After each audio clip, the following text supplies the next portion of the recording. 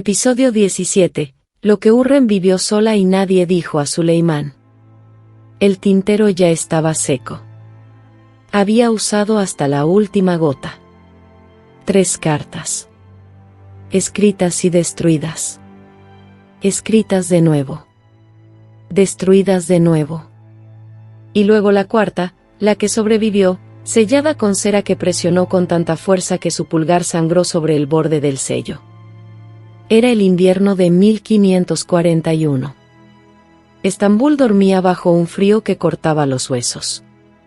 El Bósforo estaba medio congelado, y los corredores del palacio de Topkapi respiraban ese frío como si fueran algo vivo, algo que observaba. Hurrem Sultana estaba sola en una habitación que la mayoría de las mujeres del Imperio Otomano jamás verían en toda su vida. Y tenía miedo. No del frío. No de la oscuridad. Tenía miedo de lo que acababa de escribir. Y más que eso, tenía miedo de lo que hubiera ocurrido si no lo hubiera hecho. Cuando llegues al final de este relato, comprenderás algo que la mayoría de los historiadores ha enterrado en notas al pie y archivos diplomáticos, que el verdadero poder de Hurrem Sultana no era el poder que ella exhibía en la corte. Era el poder que ejercía en silencio absoluto. Sola. En habitaciones a las que nadie más entraba. Tomando decisiones que Solimán nunca llegó a conocer del todo. Y entenderás por qué no tuvo otra opción. El palacio de Topkapi no era un hogar. Era una máquina. Una máquina diseñada para producir lealtad, controlar información, fabricar herederos y eliminar amenazas, a veces todo al mismo tiempo. Las mujeres que vivían dentro de sus muros no eran simples adornos. Eran instrumentos políticos, activos de inteligencia y, en ocasiones, amenazas para la misma máquina que las contenía. Para 1541, Hurrem ya no era esclava. Había roto esa cadena años atrás, en un acto tan sin precedente que los eruditos otomanos de la época lo calificaron como técnicamente imposible. Era la esposa legal de Solimán, madre de sus hijos, la mujer que recibía la correspondencia de embajadores extranjeros y respondía en su propio nombre. Pero nada de eso la protegía de lo que se acercaba.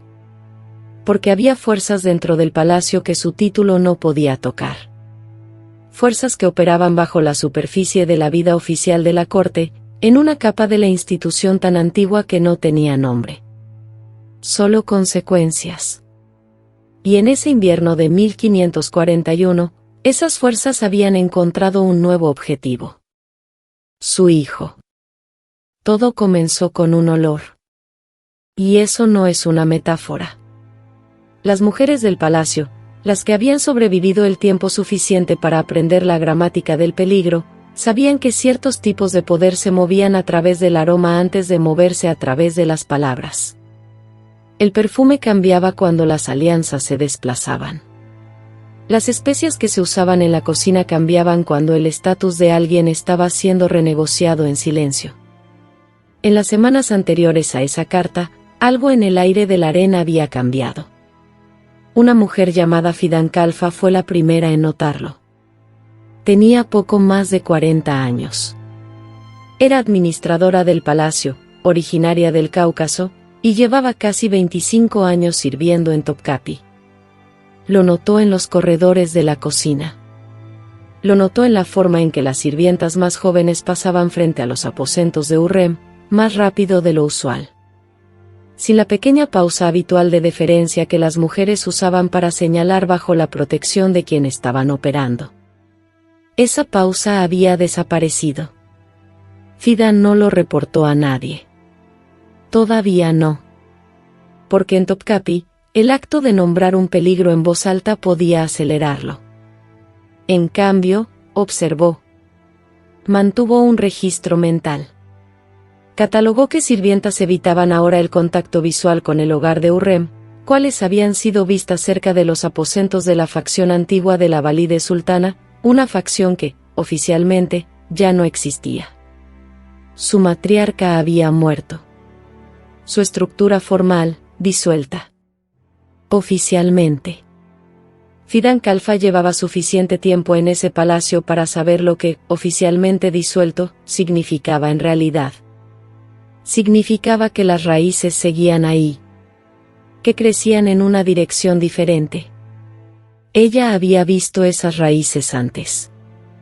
La última vez que habían emergido, 2 mujeres habían desaparecido en el transcurso de una semana. No de manera dramática. No con acusaciones ni juicios. Simplemente, ya no estaban, y nadie preguntaba a dónde habían ido, porque preguntar era su propio tipo de peligro. Ahora las raíces volvían a moverse. Y se movían hacia el hijo menor de Hurrem. Las plantas de los pies deslizándose rápido sobre la piedra. El tenue olor de agua de rosas mezclado con algo más agudo, más medicinal. El parpadeo de las lámparas de aceite en la corriente de aire frío de los pasillos. Hurrem supo que algo andaba mal antes de saber qué era exactamente. Y este es un tipo de conocimiento muy específico. No era intuición en el sentido romántico, no había nada místico ni sobrenatural en ello. Era el conocimiento de una mujer que había pasado 15 años leyendo un sistema que se comunicaba casi exclusivamente a través de la indirección. Cada mirada desviada era una oración. Cada salida anticipada de una habitación era un párrafo. Cada omisión deliberada, un regalo no entregado en el momento esperado, un saludo que llegó un día tarde, era un documento en sí mismo. Ella leyó ese documento durante 10 días. Y al cabo de esos 10 días, había ensamblado algo que nadie le había entregado, que nadie le había dicho, que nadie habría podido confirmarle con palabras. Creía que su hijo Siangir estaba siendo posicionado como una carga. No por un enemigo externo al palacio. Por alguien dentro de él. Alguien que comprendía, como todos los operadores serios del palacio comprendían, que la manera más segura de debilitar la posición política de una madre no era atacarla directamente. Era convertir a su hijo en un lastre en lugar de un activo. Siangir tenía 17 años. Había nacido con una deformidad en la columna vertebral. Era brillante, sus tutores lo decían en privado, y Solimán le mostraba una ternura particular, lo cual en el palacio era al mismo tiempo una bendición y una diana pintada en la espalda del muchacho. La ternura de un sultán hacia un hijo que no podía pelear significaba que ese hijo nunca lideraría un ejército. Y un hijo que no podía liderar un ejército era, en el cálculo de la sucesión otomana, un signo de interrogación. Alguien había comenzado a transformar ese signo de interrogación en una amenaza. Hurrem todavía no sabía quién. Pero conocía la técnica. Y sabía que ya estaba en movimiento. Necesitaba información que no podía solicitar. Necesitaba una respuesta que no podía obtenerse a través de ningún canal oficial. Y había una sola persona dentro de Topkapi que quizás la tuviera, una mujer cuyo nombre Hurrem no había pronunciado en voz alta en 4 años. Ese silencio estaba a punto de terminar. Su nombre era Zumrud. Tenía aproximadamente 50 años en 1541, aunque ningún registro daba una fecha precisa. Las esclavas de palacio de su categoría no recibían documentos de nacimiento oficiales. La habían traído a Topkapi siendo una mujer joven de 20 y tantos años, desde algún lugar de la región del Mar Negro. Quizás Circasia, quizás Abjasia. La procedencia era deliberadamente vaga, como lo eran todos los registros de las mujeres que servían en la capa de inteligencia del harén. La función de Zumrud no tenía un título oficial. Lo que hacía, en términos simples, era escuchar. Durante décadas. A través de múltiples regímenes políticos dentro del harén. A través de los mandatos de múltiples eunucos jefes. A través de la muerte de 2 valides sultanas. Había sobrevivido a todas ellas volviéndose, en los momentos precisos, completamente invisible. Y en otros momentos, siendo exactamente la persona que poseía la información que el poder vigente necesitaba. No era leal a Hurrem. No era leal a nadie. era leal a su propia supervivencia continua dentro de la máquina, lo que significaba que era leal, estructuralmente, a quienquiera que estuviera a punto de ganar. La última vez que Hurrem había recurrido a Zumrud fue 4 años antes, en una disputa que las crónicas de la corte registraron como un desacuerdo administrativo menor, pero que en realidad había sido un intento coordinado para desacreditar al hijo mayor de Hurrem, Mehmed, antes de su primer nombramiento militar. Zumrud había entregado información que cambió la situación por completo. Información sobre una carta. Una carta que había sido escrita, alterada y enviada bajo un sello falso. El autor de esa carta nunca fue nombrado públicamente. El asunto se resolvió. El nombramiento de Mehmed continuó. Zumrud había sido pagada en silencio. En la moneda de la no interferencia garantizada. En la promesa de que su acceso a ciertos espacios del palacio, las salas de documentos, el almacenamiento de correspondencia, los depósitos farmacéuticos, no sería cuestionado. Ahora Hurrem la necesitaba de nuevo. Piedra fría bajo los pies en el pasillo inferior. El goteo tenue de condensación en las paredes. El sonido de una puerta que no había sido abierta en meses, cuyas bisagras se quejaban en la oscuridad. El encuentro no ocurrió en una habitación. Ocurrió en un corredor. Un corredor específico, debajo del nivel principal del harén, que conectaba el área del servicio de lavandería con los almacenes de suministros. Era el tipo de espacio que existía en toda institución grande del periodo, funcionalmente esencial, arquitectónicamente invisible, nunca descrito en los planos oficiales del palacio porque las personas que lo usaban no eran las personas cuyos movimientos eran rastreados formalmente. 2 mujeres en un corredor. Sin sirvientas. Sin testigos. El tipo de conversación que, de haber sido descubierta, habría requerido una explicación que ninguna de las dos podría haber dado. Zumrud habló primero. No saludó a Hurrem con la postración formal. Simplemente dijo, y este detalle sobrevivió en una nota marginal en un relato posterior de un médico del palacio que afirmó haberlo escuchado de segunda mano, lo que significa que su precisión está en duda pero su especificidad es notable, simplemente dijo. Están probando la comida del muchacho. No envenenando. Probando. Esta distinción lo era todo. Probar significaba que alguien aún no estaba comprometido con una acción. Significaba que estaban evaluando, realizando pequeños experimentos inverificables para entender cómo respondería Hurrem ante una amenaza de bajo nivel antes de escalar. Era una técnica utilizada específicamente contra mujeres cuyas redes políticas eran difíciles de mapear desde afuera. Se introducía una pequeña perturbación. Se observaba la respuesta. Se aprendía la forma del sistema de defensa. Y luego se encontraba la brecha. Quien fuera que estuviera haciendo esto era paciente, metódico, experimentado. Zumrud tenía 3 nombres. No los dio en el corredor.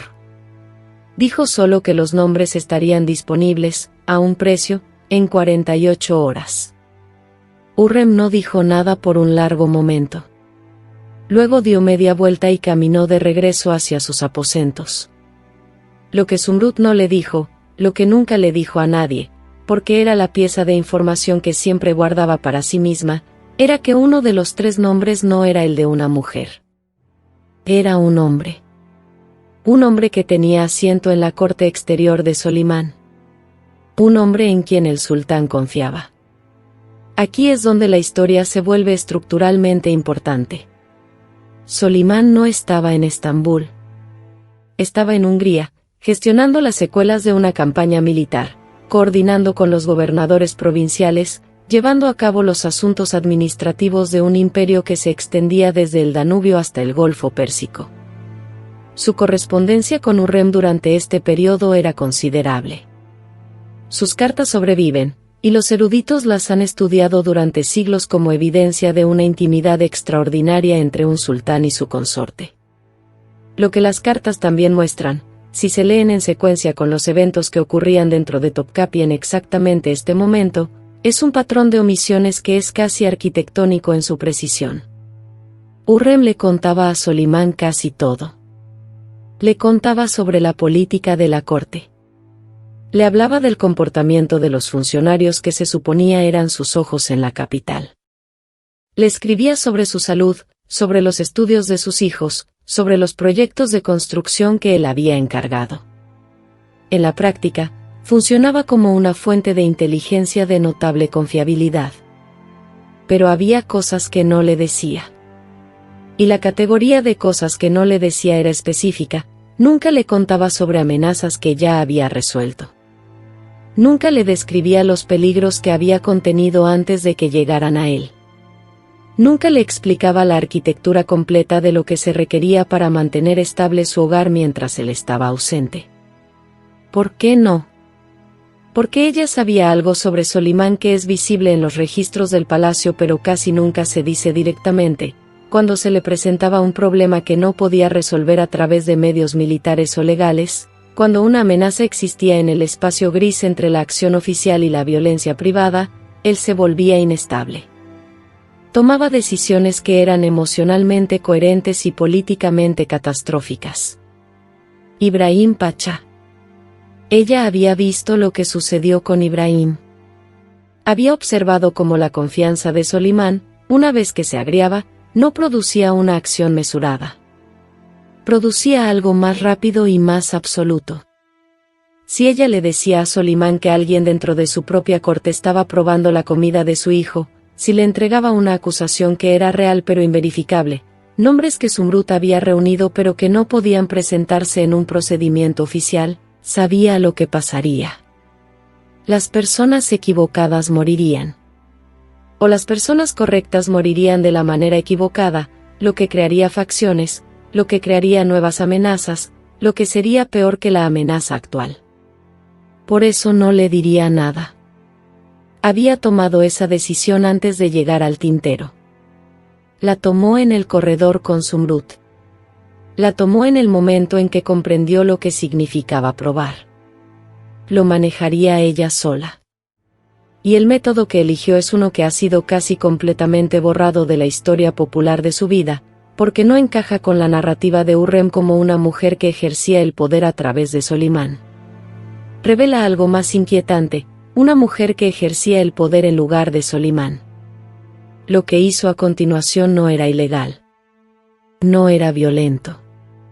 Era algo más sofisticado que cualquiera de las dos cosas. Y le llevaría 18 meses ejecutarlo por completo, operando dentro de las propias estructuras administrativas de Solimán, usando herramientas que él había construido y que luego, en la práctica, le había entregado a ella sin darse cuenta. El tintero volvía a estar lleno. Había enviado a buscar un nuevo suministro. Ese pequeño detalle, registrado en un libro de gastos del hogar que sobrevivió en los archivos del Palacio de Topkapi y que solo fue catalogado completamente en el siglo XX, te dice algo sobre su estado.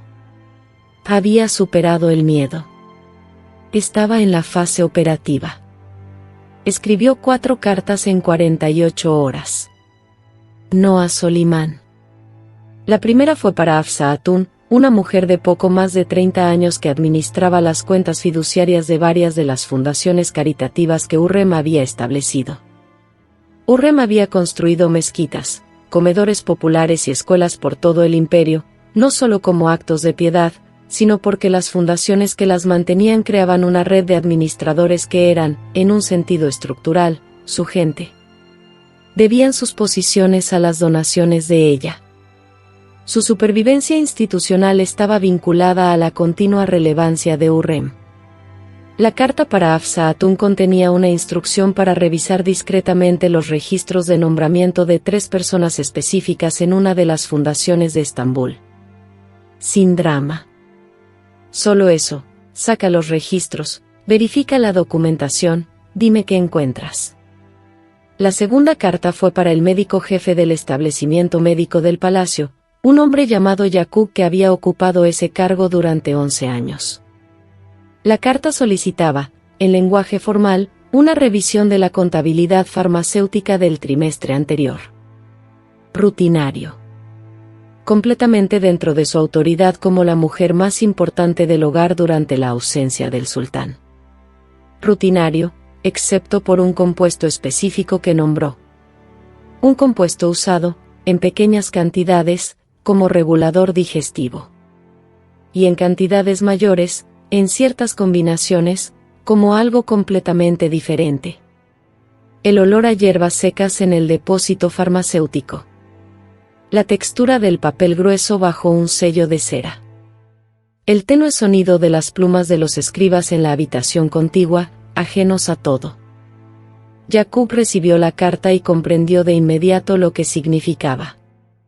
Llevaba suficiente tiempo en el palacio para saber que una revisión rutinaria de la contabilidad farmacéutica nunca era rutinaria. También entendía que su propia posición, su continua presencia en Topkapi, había sido protegida más de una vez por su proximidad al hogar de Hurrem. Sacó los registros. Lo que encontró no era prueba de envenenamiento. Lo que encontró fue una anomalía, una discrepancia entre la cantidad del compuesto pedido, la cantidad registrada como usada en tratamientos aprobados, y la cantidad restante en el almacén. Una pequeña discrepancia. Explicable de múltiples maneras. Pero la anomalía existía durante 3 meses consecutivos. Y comenzó 6 semanas después de un cambio específico de personal en la administración de la cocina, un cambio que había sido autorizado por un funcionario de nivel medio de la corte cuyo nombre, cuando Yaqub lo cruzó con los registros que Hafsa Atún obtuvo de la fundación, aparecía en ambos lugares. Un nombre. En 2 lugares donde no debería estar. No era prueba. Era un hilo. Hurrem jaló del hilo. La tercera carta, la que había escrito 4 veces, destruido 3 veces y sellado finalmente con su pulgar sangrante, no fue para una mujer. No fue para un médico ni para una administradora de fundaciones. Fue a la oficina del gran visir. Específicamente, a un adjunto dentro de esa oficina que manejaba disputas entre instituciones, el trabajo administrativo sin glamour de resolver conflictos entre departamentos de la corte que de otro modo requerirían la atención personal del sultán. La carta describía, en lenguaje escrupulosamente neutral, una discrepancia en la contabilidad de una fundación. Solicitaba una revisión formal. No nombraba sospechosos. No describía la prueba de la comida. No mencionaba a su hijo.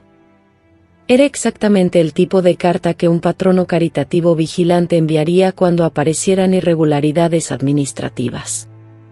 El tipo de carta que no podía ignorarse. El tipo de carta que, una vez archivada, creaba un registro en papel, un registro oficial, que podría usarse 6 meses o 12 meses después para explicar por qué ciertos nombramientos habían sido revisados y por qué ciertos individuos habían sido reasignados a posiciones lejos de Estambul. No estaba construyendo un caso para la ejecución. Estaba construyendo un caso para la remoción. Paciente. Documentado. Negable en cada paso. El tintero, de nuevo vacío. Apartado.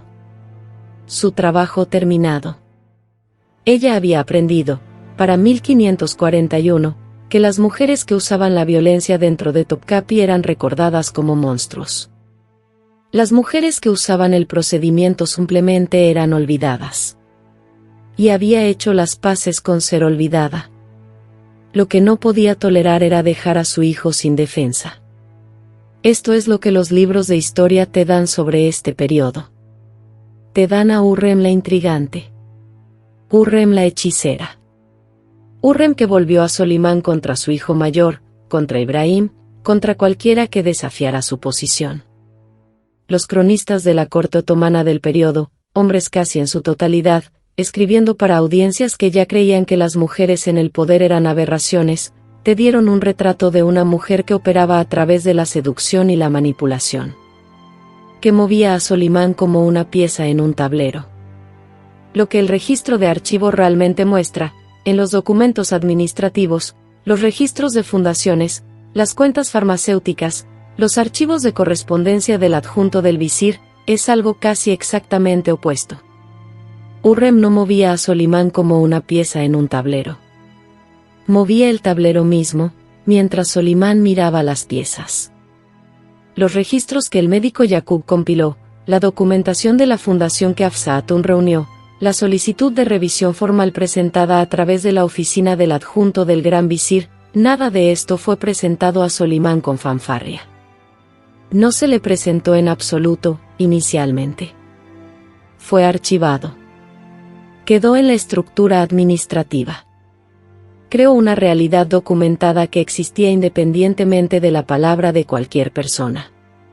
Y luego, durante los 18 meses siguientes, ocurrieron 3 cosas que las crónicas de la corte registraron como eventos no relacionados. Un funcionario de nivel medio en la administración de la cocina fue reasignado a un puesto provincial en Anatolia Oriental. La reasignación fue administrativa, rutinaria, sin dramatismo. 2 miembros de una facción latente de la corte, una facción con lazos históricos con la red de la antigua Valide Sultana, vieron su acceso a ciertos departamentos del palacio revocado discreta y formalmente. Sin acusación. Sin juicio. Un ajuste de papeleo. Y un tercer individuo, el hombre a quien Zumrud nunca le había nombrado a Hurrem, el hombre que tenía asiento en la corte exterior de Solimán, se retiró de su cargo alegando razones de salud. Vivió tranquilamente durante otros 12 años en una casa fuera de Estambul. Nunca regresó a la corte. Nadie murió. Nadie fue ejecutado. Nadie fue siquiera acusado, en ningún registro que haya sobrevivido. Y Siangir, el hijo menor de Hurrem, el brillante muchacho de 17 años con la columna frágil que había sido usado como palanca, vivió.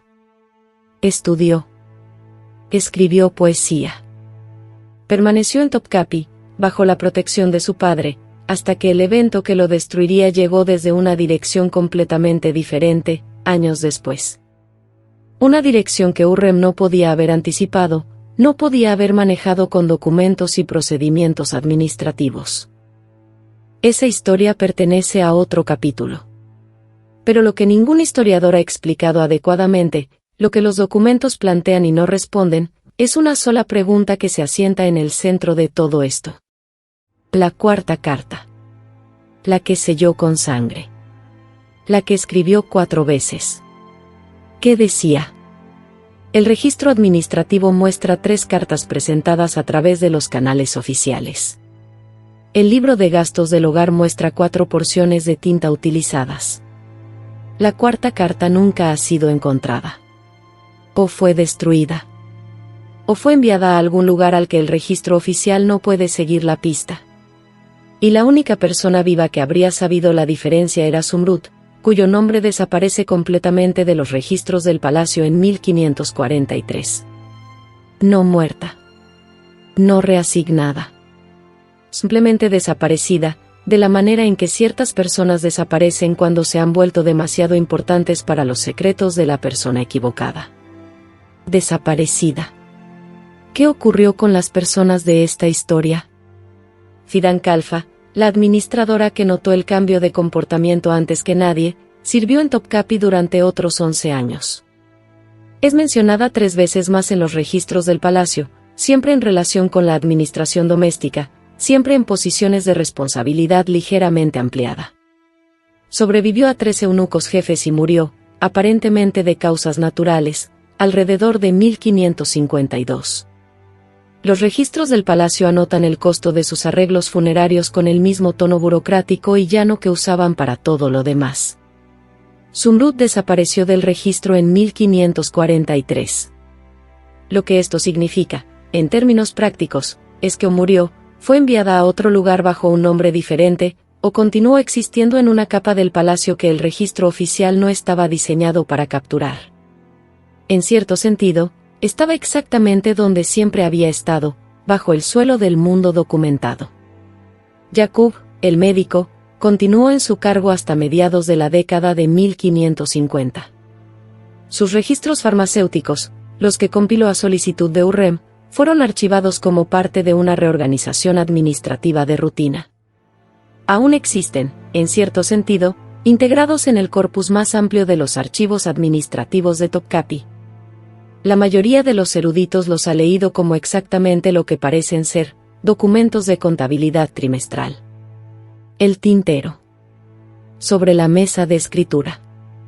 Vacío. Un pequeño anillo oscuro donde la cera se había secado. ¿Y Hurrem? Escribió a Solimán la misma semana en que se inició el tercer procedimiento oficial. La carta está entre la correspondencia famosa. Habla del clima. De una mezquita en construcción. De los estudios de su hijo. De cuánto lo extrañaba. Es, por cualquier lectura, una carta de amor. No menciona el tintero. No menciona a Zumrud. No menciona la discrepancia farmacéutica, los registros de la fundación, la reasignación en la cocina, ni al hombre que se retiró tranquilamente a una casa fuera de Estambul. Solimán la recibió en Hungría. Respondió. Su carta, también conservada, es cálida y personal. La llama mi corazón. Le dice que la campaña está casi terminada. Dice que volverá pronto. No sabía lo que había ocurrido en su palacio mientras él estaba ausente. Ella lo había manejado. Y el costo de haberlo manejado, el cálculo sin sueño, las cartas selladas, los encuentros en los corredores, el papeleo cuidadoso, lo que tuvo que convertirse para proteger lo que amaba, ese costo no está registrado en ningún lugar. Esa era la parte que nadie se atrevió a decirle. Contamos la historia de Hurrem Sultana como una historia de poder. Y lo es. Pero es también una historia sobre el tipo de poder que no tiene ceremonia. Ningún momento de coronación, ningún registro de victoria, ningún retrato encargado para marcar el punto de inflexión. El poder que se ejerce en corredores después de la medianoche. En cartas escritas 4 veces. En el silencio deliberado sobre todo lo que salió bien. Fidan Kalfa notó un olor. Zumrud nombró un hilo. Yaqub contó los números. Hafsa Atun sacó los archivos. Y Hurrem Sultana se encontró en el centro de todo eso, sola en una habitación que la historia nunca se ha molestado en describir completamente, tomando decisiones que protegieron un imperio que su esposo creía estar dirigiendo solo. Esto no era exclusivo de ella. No era exclusivo de Topkapi. La misma estructura ha aparecido en cada institución jerárquica, en cada era, en cada cultura. Las personas que realizan el verdadero trabajo de estabilidad raramente son las que reciben crédito por ello. Y cuando esas personas son mujeres, cuando la arquitectura del sistema hace inaccesible el poder formal, no dejan de ejercer el poder. Simplemente lo ejercen en el registro que el sistema finge que no existe. La pregunta que la historia nunca termina de hacerse es esta. ¿Qué le cuesta a una persona ser la versión de sí misma que la institución requiere, año tras año, en silencio, sin reconocimiento, protegiendo a personas que no saben que están siendo protegidas? No que ganó Hurrem. Que gastó. El tintero estaba vacío de nuevo. Siempre iba a estar vacío de nuevo. Siempre habría otra carta que necesitara ser escrita, otra amenaza que necesitara ser documentada, otra ausencia de Solimán que duraría justo lo suficiente para que algo más se moviera en la oscuridad. Ella lo sabía. Siempre lo había sabido. Era, al final, lo único absolutamente predecible de su vida en Topkapi. Selló la cera. Apartó el tintero. Y esperó a que él llegara a casa. Si esta historia te llegó profundo, si sentiste el peso de lo que significa proteger a alguien de peligros que nunca sabrá que existieron, entonces compártela. No porque el algoritmo lo necesite, sino porque Fidan Kalfa merece ser recordada. Porque Zumrud merece ser nombrada. Porque las mujeres que sostuvieron la máquina desde abajo merecen algo más que una nota al pie en la biografía de alguien más. Suscríbete. Y vuelve. Porque la historia de lo que ocurrió cuando Solimán finalmente llegó a casa, y lo que Hurrem tuvo que enfrentar cuando las paredes se cerraron desde una dirección que el papeleo no podía detener, esa historia es la siguiente. y es más oscura que esta.